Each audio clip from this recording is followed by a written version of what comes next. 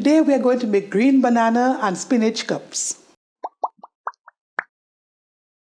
The banana industry has sustained our economy for a number of years, being our major export crop for decades. Green bananas, therefore, is staple to our diet, and we have many recipes from the very basic and simple to the elaborate, and some are still being created.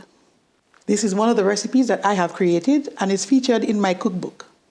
We will need some green bananas, some spinach, some green seasoning, and some cheese.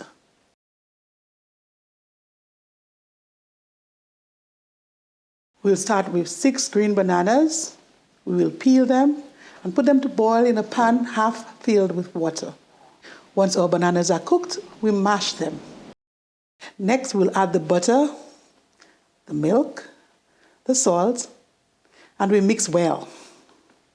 Next, we will need 2 tablespoons of flour to bind our bananas to form a dough. The next thing we do is to roll our bananas into a ball about the size of a golf ball. We then use a cupcake pan. We grease the pan and put the ball into each hole.